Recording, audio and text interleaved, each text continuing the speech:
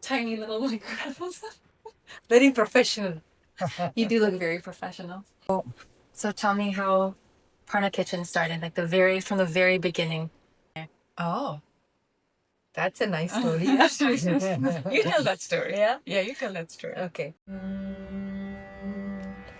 குறை ஒன்றும் இல்லை மறைமூர்த்தி கண்ணா குறை ஒன்றும் இல்லை கண்ணா குறை ஒன்றும் இல்லை Govinda. The first time both KK and we went to Brandeis University to check the place out because that's where I got admission for my master's program when we moved to Massachusetts. And then so we go to the master student we have a special grad student lounge or whatever, right? Like study area, office space. And I so checked all that out, and we were coming out, and then I saw these cool people, like two of them, right? Shri and Giri, with their helmet and a bike. The bike was like a very fancy bike, some mountain bike sort of a thing, and they were like dragging it to the university, and I said, wow, Indians, and with a bike and with a helmet. And they were like very trim and like very fit. So this is cool, but they didn't even look at us. Too cool for you. Yeah, too cool for for both of us. No, the first time no, and then just passed by and went into the grad, and I didn't even realize that we were going to be in the same room, like studying, right? So again, this is very important because when I moved to this country, we were in New Jersey, and when we moved there, all I knew were KK's friends. So they were all about 6 years older than me, or even older, like So this was like making my own set of like my age group friends was like something totally new for me, right? Because we would go only on like weekends to meet them, and most of the time it would be just dinner or like talk about, and some of them had kids or diapers and And we were 22.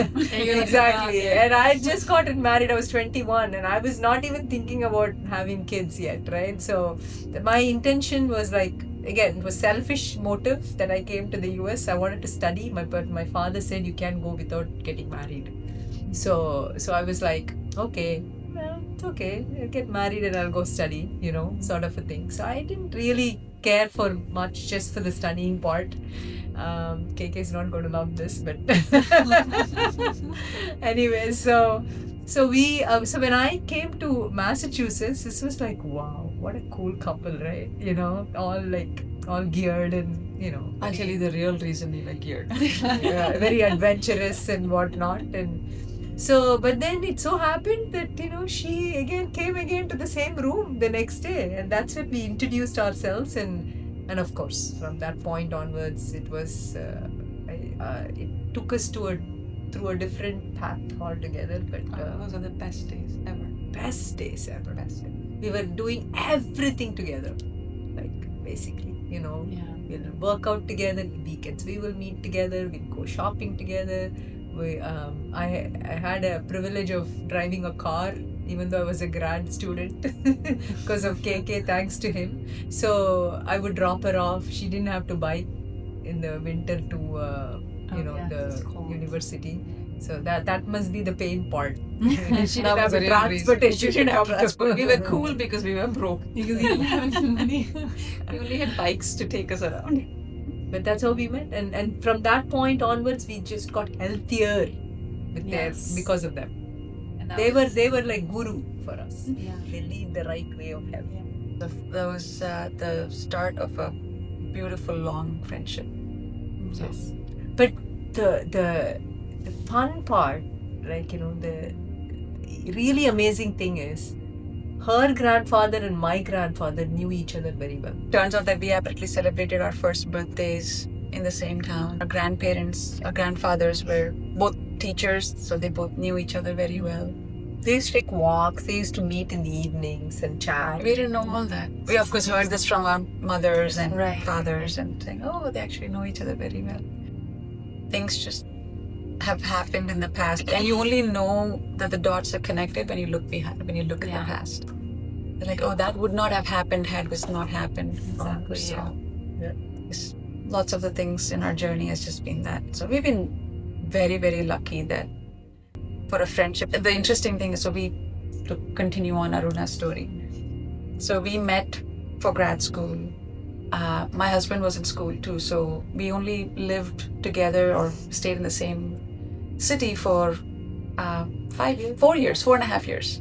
Because I met Aruna in 1995, and 1999, when Amrita was born, that same summer, we left because my husband got a job and we moved to New York.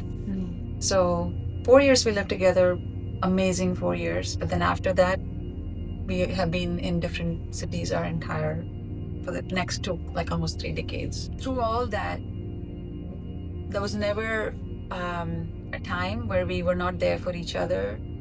And I still say that there are like very few people I pick up the phone and call. I'm not as conversational, with the exception That's of, why they ignored us. the reason I ignored is because my first, like, to say my version of her story, I didn't see Aruna, but I saw KK because I was coming with my bike, and we saw, he was wearing a suit. He was, and I've never seen anybody with a suit and a very formal looking briefcase. I was like, wow, this was somebody we had never seen dressed so far. I was like, wow, this must be a very important person. So we just passed each other in the corridor, in the lawns of the university campus. I don't remember seeing Aruna at that time, but the next day when she came, and that's when I do remember seeing her. But my first impression was like this: oh, they're somebody very important, so they wouldn't associate with us poor people who are. KK was very cool because he was in a suit, like very formal, very professional, like what we would aspire to be, right? Like you always dream of when you finish your career, finish your education, you'll have a career where you're like. This was back in the times where people still wore formals or to work. So, but back then that was the aspirational image to go after, and he embodied that. So. And in India, I think we also believe in some of those things. The status that it conveys was always ingrained in our upbringing. So education, and then the eventual career and all of that. You're going to you should. Because you were the vision came to her, and that's most important, right? Like through the years, right? To just bridge the 25 plus years after we moved away from one another, couldn't stay geographically in the same place. I would call her every day on my way, not every day, at least twice or thrice a week. I would call her on my way to work, and she knew my schedule, so she would call me, and that's how we kept talking to one another. Had a great career and remained in technology, did very well, was happy with it for the most part. But early, I would say around the 2020s, so that had been about 28 years of my career in technology.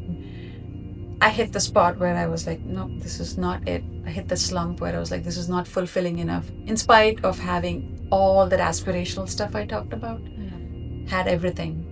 The salary, the recognition, the rewards, the promotions, everything, but life still didn't feel like I was in the right place. So I remember this one meeting. I had sat with my boss, and we were talking about something, and he was like, where do you want to be in a few years? And I said, I don't know where I want to be, but I know that in a few years I won't be doing this.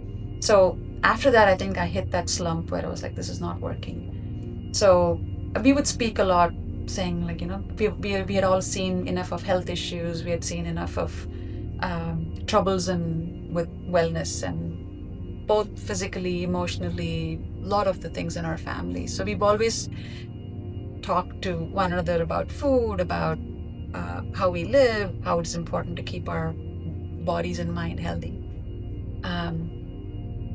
But I never thought that that would become something that we did until I went on this hike in early 2022.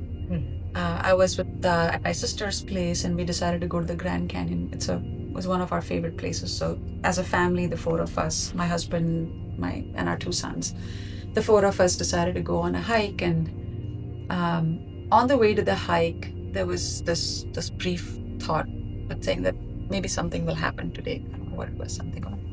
So it's hiking in the Grand Canyon, and somewhere along, I don't know the exact time, but as we were climbing back out, this thought came in saying, I love nature. Like, it was just, that's such a beautiful place, and such a place where that you feel that there's so many things that are bigger than who we are, that I was like, what if I could do something that would help nature, and at the same time also do something with food, because that it just felt like, going back to the conversations we had, that there was a root of so many good things and bad things in the way we live.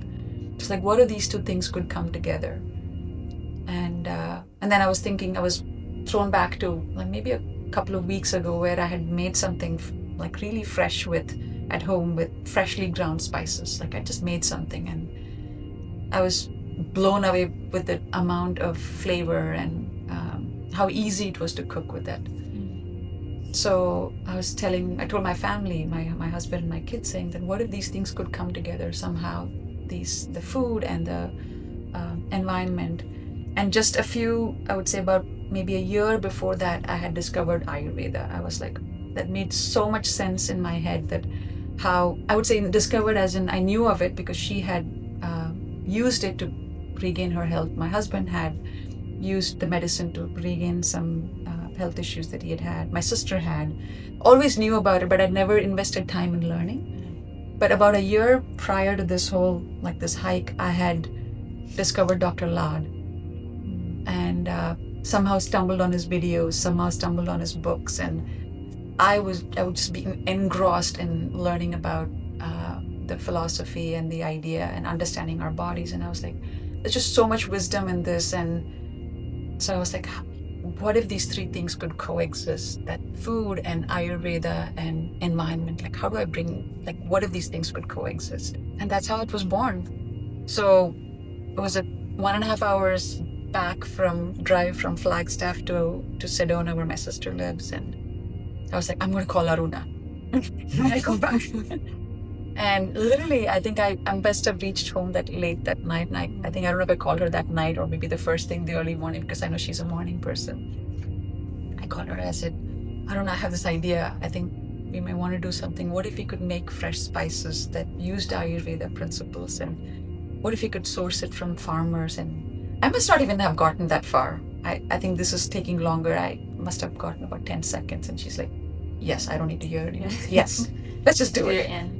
That was it. And absolutely. And we had no idea. Anything that I can do with her. I always knew she was passionate about food. I couldn't think of a person who's more passionate about, I mean, she has her story as to why she believes in that, but how we use food as to heal our bodies. And overcoming, I've always used her, my sister, my husband as examples of people who have overcome inordinate amounts of challenges in their health with just changing their lifestyle, their perspective, and the food. So to me, it was like, it's a no-brainer that, and of course she's a creative genius when it comes to food. So I was like, whatever it is, like, she's the first person I call. Long story short, I think it was truly a match made in heaven. I don't think we predicted that this is where we would be. I still am excited to see where we go from here, because obviously this is all hindsight. So maybe 20 years from now, we'll be telling a story with so many more. The interesting thing about this, right, is like a few years back, she knows about this, and with all the mental health issues with children and how we've had lots of suicides in our community, like in the school system and all, I've always wanted to address food and health and your mind. I felt that when you eat, because then I was also going through this health problems which I fixed. Or, I mean, I wouldn't say I did it. It's a divine intervention, right? Grace that Like the came to grace us, that came to us, yeah. And so I believe very much into like food and how you can think based on food, because a lot of times before the uneasiness in your mind or the anger that you felt for people or yourself or whatever, the confidence and about your about yourself, all that I felt was because I wasn't eating right. I was eating processed food. I was eating fast food, and we can define what fast food a little bit later, but fast food is anything that was processed, right? Used to do a lot of cereal, even though some of the cereals they sort of say it's honey bunches of oats and with no sugar, whole grains and everything, but it's still it's processed. In a way, what also happened was my husband felt eating lunch at work was like impossible, next to impossible for him, with all the meetings and everything, and taking food and heating it up and all that. He was not a huge fan from the beginning. So we had a full meal in the morning before going to work. The same thing, kids would eat a full meal before going to school. And then at school, they would mostly have fruits and nuts. And then they'll come home around 3, whatever, 4 o'clock, we'll have a nice snack, and then which is very healthy mostly. And then in the evening by 6:30, we would have a dinner. That was our routine. And the moment we changed, and I could see how I was feeling about myself, how I would really talk to people, how I was interacting with my own kids, with others, there was a huge shift in my mind. My mindset was completely different, right? More calmer, more spiritual, and eventually I believe that that's what we will all go to, like towards spirituality and attaining enlightenment, whatever that can mean to you, right? So I felt that was an important key thing, and I was really looking to do something like that for the school system or for working people. Like I wanted to do like a dabba drop, like what in fact there's a dabba drop in London where they would make food and put it in a tiffin box, like back in India, in Mumbai, they would do this actually. These dabba walas, they call them. They would actually take food from everybody's home, and you won't believe it, none of these dabbas are marked or anything, right? It's all they know from where they got these bags and who it needs to go to, and it'll go to them correctly with no mistakes. So and freshly, it's basically food that they pick up from their homes and then deliver it to their to the family in member the office who's working. member. So it was amazing, right? So I said, why not we do something like this? And then there were a few people, of course, in Massachusetts who were really interested. I still remember Mukunda Priya, so super enthused about this, and she's a great cook as well. So we tried a number of avenues, like how we can do this, or can we. It was just so complex, so super complex, and then we finally said, okay, you know what, I don't know if this is. And then we started cooking at the senior centers. So we called up a few senior centers and we asked them, can we come once a month to make some nice meal for the seniors? And we would do that. But it was like, they would pay the center like whatever donation, and we would make the food, and they basically, and then they would reimburse. It was a volunteer effort, but they would reimburse for the ingredients. We were happy doing that, right?